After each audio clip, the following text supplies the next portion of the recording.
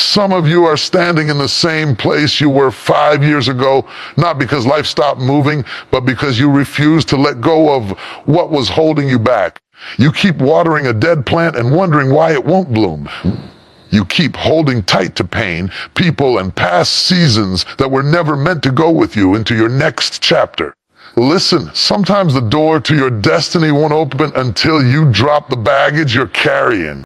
Life is not about holding on. It's about learning when to release. Growth demands release. The tree doesn't apologize when it sheds its leaves. It knows new ones are coming. The sky doesn't regret the storm. It understands that the rain must fall for life to begin again. Yet we humans, we cling. We hold on to grudges, failed dreams, guilt, relationships that expired long ago. And then we wonder why our hearts feel heavy, why our progress feels slow. Let me tell you something. You cannot grow if you refuse to let go. Every next level of your life will demand a new version of you. And that version cannot rise while you're still chained to the weight of yesterday. Today, I'm here to tell you, release what no longer serves your purpose. Let go to grow. Release the weight of the past. These words sound simple, yet they hold the power to unlock your entire future. Every person walking this earth carries something unseen on their shoulders. It might be the weight of regret, the echo of a mistake, a friendship that turned sour, a dream that slipped through your fingers, or words that cut deep and left invisible scars. We all have moments that didn't go the way we hoped. But here's the truth many forget. You cannot move forward while you're still looking behind you. The past was a chapter, not the whole book. Yet many of us keep rereading the same page, hoping it will change. It never will. The ink has already dried. What you can change is how you carry it, how you interpret it, and how you allow it to shape you or release you. Think about it. Have you ever seen someone trying to walk while dragging a heavy suitcase that's broken and full of old, unnecessary things? Every step becomes a struggle. The weight slows them down. Eventually, their back begins to ache, their energy fades, and even the joy of the journey disappears. That's exactly what we do when we hold on to our past. We carry the broken luggage of guilt, resentment, and self-blame, thinking it's too precious to let go. But the longer we hold on, the heavier it becomes. You can't run toward a brighter tomorrow while your hands are still clinging to yesterday's darkness. Releasing the past doesn't mean you erase it. It means you stop letting it control you. Your mistakes are not chains, they're teachers. Every wrong turn you took taught you something that perfection never could. Maybe you trusted someone who betrayed you. It hurt, yes, but it also taught you discernment. Maybe you failed at something you believed was your life's purpose. It stung, but it also redirected you toward what truly aligns with your gift. Maybe you hurt someone and the guilt still whispers at night.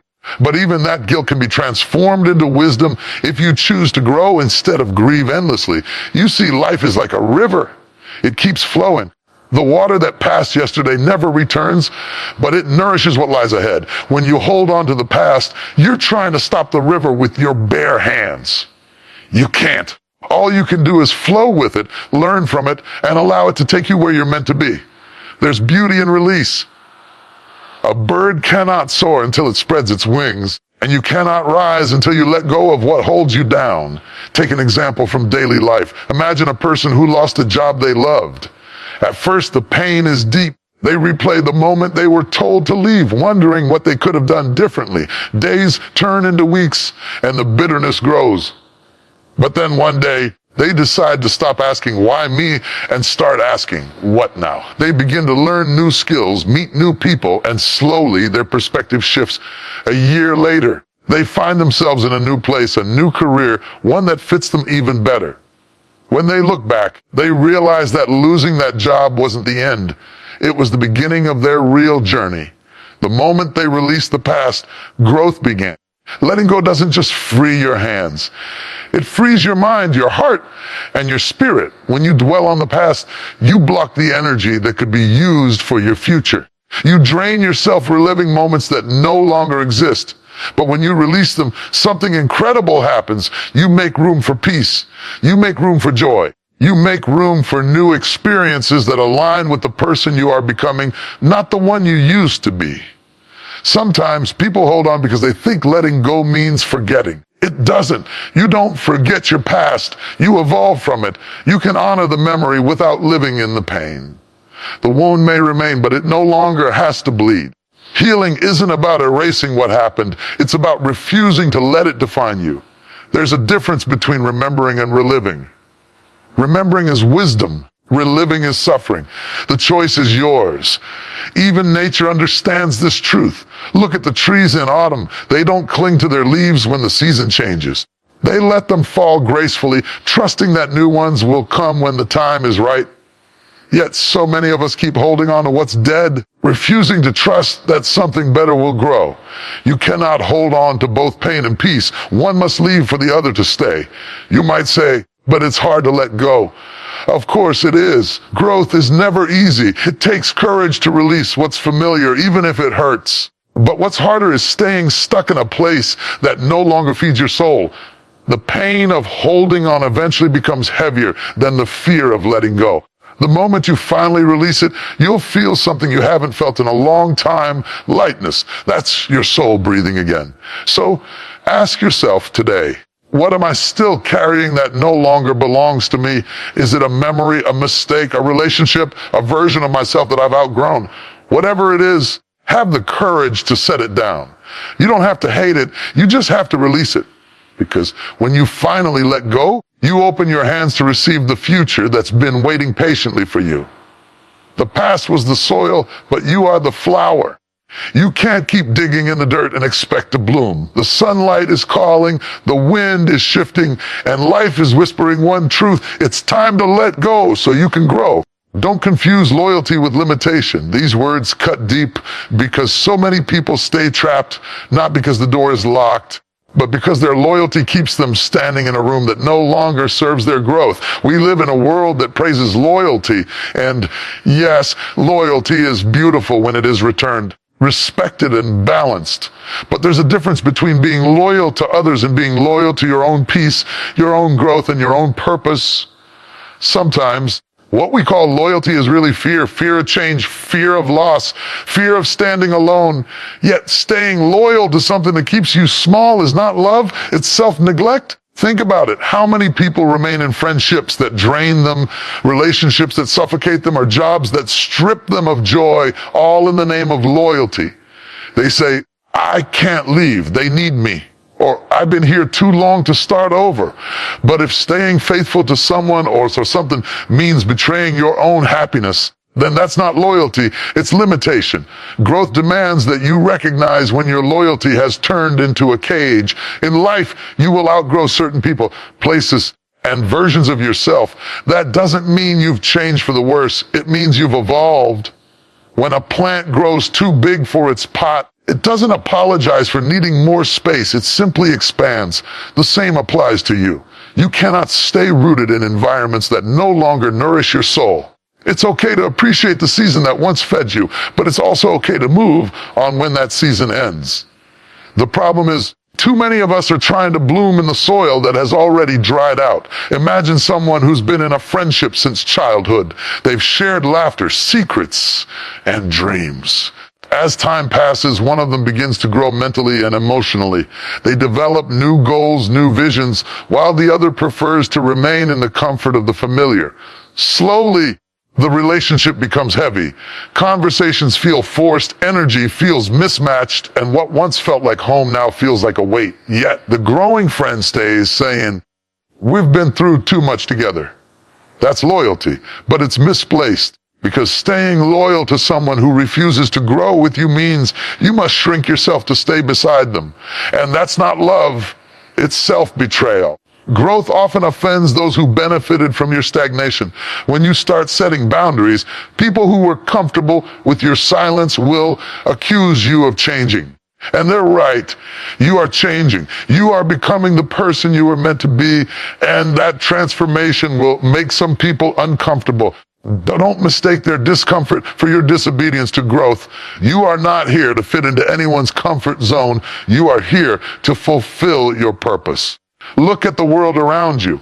The caterpillar doesn't stay loyal to the cocoon once its wings are ready. If it did, it would die inside what was meant to protect it only for a season. The same principle applies to your life. Some situations are cocoons. They were meant to shape you, not contain you forever. Once your wings are ready, staying loyal to that cocoon becomes your limitation. It's not wrong to outgrow something that once served you.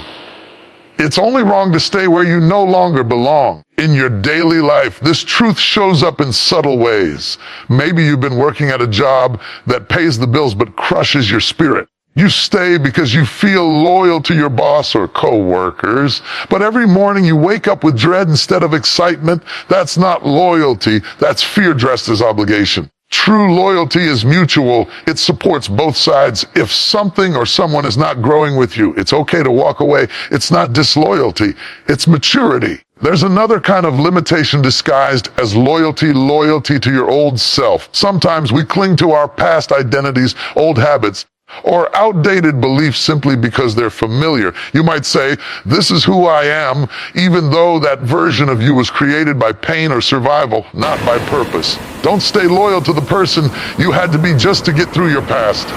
That version of you was necessary for then, but not for now. Growth requires shedding old skin, even when it's comfortable. Letting go of limiting loyalty doesn't mean cutting people off with anger or pride. It means releasing them with gratitude and peace. You can love someone deeply and still acknowledge that your paths are no longer aligned. You can appreciate what a job taught you and still know that your purpose lies elsewhere. True loyalty is not about staying, it's about honoring truth. And truth sometimes whispers, it's time to move. You owe it to yourself to surround your life with people and situations that challenge you to rise higher. Be around those who celebrate your growth, not those who compete with it or resent it.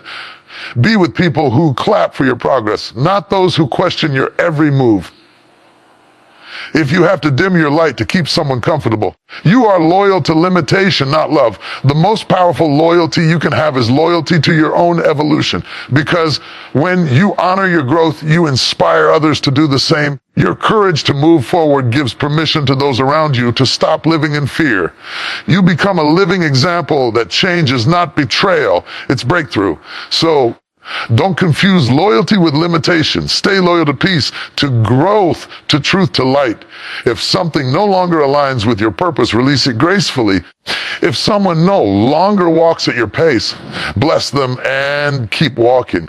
You're not abandoning them, you're answering your calling. Because at the end of the day, your first responsibility is not to anyone else's comfort, it's to your own potential. And once you choose that, once you free yourself from misplaced loyalty, life begins to open in ways you never imagined. You'll breathe easier, dream bigger, and rise higher. Because the moment you stop shrinking for others, you start expanding into everything you were meant to be. Make room for the new. These words carry a quiet power, a whisper that becomes a roar when you finally understand what they mean. Life is always offering you something fresh, something higher, something that aligns with the person you are becoming. But here's the truth most people overlook. You can't receive what's next if your hands are still full of what's old. So many of us keep clinging to what was, afraid to release it, hoping it might change, holding on out of habit, out of fear, or out of comfort, yet nothing new can enter a heart that's already crowded. If you truly want to grow, you must make space mentally, emotionally, spiritually, for the new chapter waiting to unfold. Imagine trying to fill a glass that's already overflowing. No matter how pure or precious the water you pour in, it will spill out wasted. That's how life works. You can't pour new blessings into a soul overflowing with old clutter. Sometimes the reason you haven't received what you've been praying, wishing, or working for isn't because it's not meant for you. It's because you haven't created the space to hold it. The universe or fate or the natural rhythm of life itself doesn't place new gifts in crowded hands. You must clear the old to make room for the new. Think of your daily life. There are people who keep every old thing, old clothes, old messages, old emotions, because they believe letting go means losing. But holding on too tightly is what actually blocks abundance. Have you ever cleaned your room after months of letting things pile up? At first, it feels like a chore. But once you throw away what you no longer need, once you see the clear space, Something shifts inside you. You breathe deeper. You feel lighter. That same feeling applies to your inner world when you make emotional and mental space. You give yourself permission to receive clarity, peace, and opportunity. There was once a woman who wanted to start a new business, but she was stuck in a job she hated. Every day, she complained about her lack of progress, yet she refused to leave because the job felt secure. She said, "I can't take a risk. I have bills. I have responsibilities." But deep down, she was afraid of the unknown. Life kept nudging her with discomfort. Colleagues left. Her interest faded. Her joy disappeared. One day, she finally let go and stepped into uncertainty. At first, it was terrifying, but then something beautiful happened. New opportunities began to appear. Connections she never imagined came to life. Within months, she was doing what she loved and earning more than before. It wasn't magic, it was space. The moment she made room for the new, life filled it with purpose. Sometimes, making room for the new doesn't just mean releasing people or things. It means releasing old versions of yourself. The way you used to think, react, or see the world might have served you once, but now it could be the very thing holding you back. You can't carry yesterday's mindset into tomorrow's opportunity. If you want new outcomes, you must embrace new attitudes. Growth often begins with subtraction, not addition. It's not about getting more, it's about removing what no longer serves your highest potential. Look at nature, it never clings. When the season changes, the earth releases without resistance. The trees don't beg their leaves to stay. They let them go, trusting that new ones will grow in due time. The ocean doesn't hold on to the waves that pass, it lets them crash and retreat, knowing more are coming. The universe lives by the rhythm of release and renewal. But humans, we fight it. We try to force the old to stay, even when it's clearly over. And then we wonder why our souls feel heavy, why our minds feel stuck. We say we want change, but we hold on to everything that prevents it. Making room for the new also means saying no to what no longer aligns with your peace. You can't keep entertaining negativity and expect positivity to enter. You can't keep tolerating chaos and expect calm to stay. Life mirrors your energy. If you keep saying yes to what drains you, you leave no space for what fulfills you. Sometimes the most spiritual, empowering act you can do is to say no to others, to fear, to the habits that shrink your joy. Every no to what's wrong becomes a yes to what's right. Picture a garden. If you never pull out the weeds, the flowers can't grow. The weeds might look harmless at first, but over time they choke the life out of what's beautiful. That's what holding on to the old does. It silently suffocates your new beginnings. Making room means clearing your emotional garden, removing bitterness, resentment, self-doubt, and fear, so your inner flowers can finally bloom. It takes effort, but once you do, your spirit will flourish. Making room for the new can be uncomfortable because it requires trust. When you release something, there's always a moment of emptiness, a quiet space that feels strange. That's when doubt creeps in, whispering, "What if nothing better comes?" But that's just fear talking. The emptiness isn't a void, it's a cradle for new life. The silence before the next song. The pause before the next sunrise. Every ending carries the seed of a beginning, but you have to make space for it to grow. In your own journey, ask yourself, what am I still holding on to that no longer belongs in my life? Maybe it's an old pain you keep revisiting, a friendship that has run its course, a dream that no longer excites you. It's okay to love enough. It's okay to let it go. You're not abandoning your past. You're honoring your growth. The future can't find you if you keep hiding behind what used to be. When you make room for the new, you give permission for transformation to take place. You invite peace to dwell where chaos once lived. You allow joy to enter where sadness once lingered. You become a vessel ready to receive instead of a container full of yesterday. The more you release, the more space you create for life's blessings to flow in. So make room, clear the clutter, not just from your surroundings, but from your heart. Let go of what you've outgrown. Release what no longer aligns with your purpose. Trust that what's meant for you cannot miss you. Because the moment you open your hands, the universe begins to fill them with everything you once dreamed of and more. Life rewards the brave souls who are willing to let go of the old to make room for the new. Forgive so you can be free. These words sound gentle, but they carry a power that can break chains. Forgiveness isn't weakness, it's strength in its purest form. It is the quiet courage of the soul that decides, I will not let my pain control me any longer. So many people walk through life imprisoned by what someone did to them. They smile, they work, they live, but deep inside they carry invisible wounds that never truly healed. They replay the betrayal, the insult, the heartbreak, as if holding on to it gives them justice. But in truth, it only gives them suffering. Forgiveness isn't about saying what happened was okay. It's about saying I refuse to let it own me anymore. Think about it. When you hold on to anger, it doesn't punish the other person. It punishes you.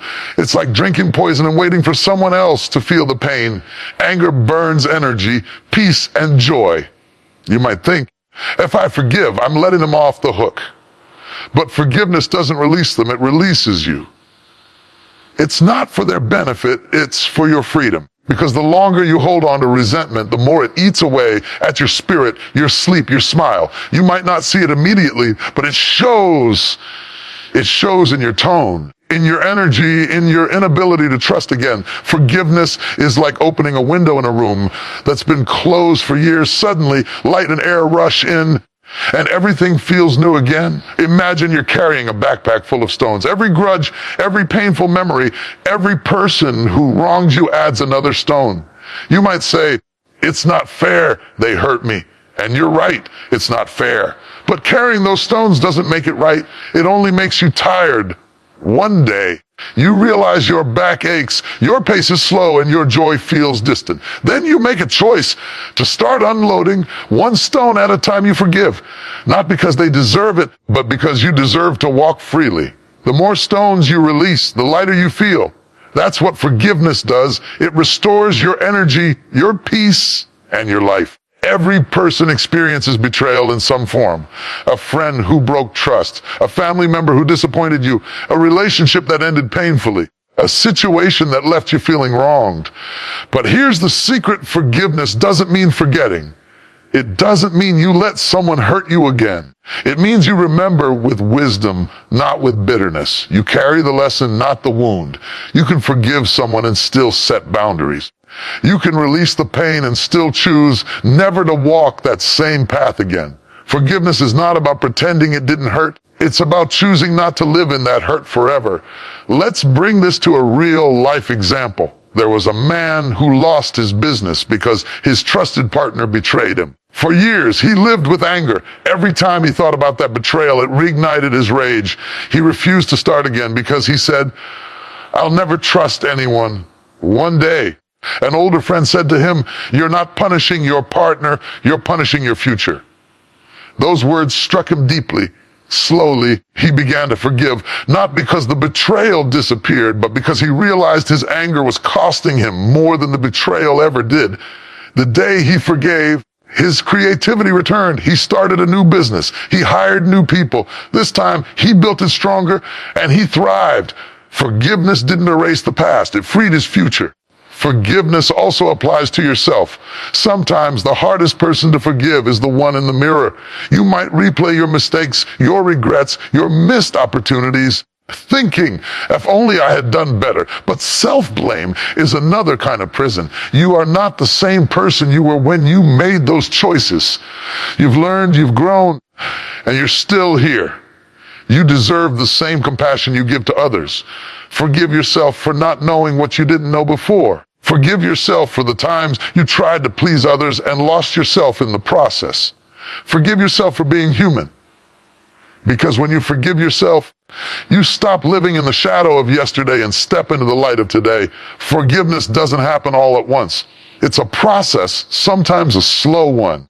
You might forgive and then feel angry again.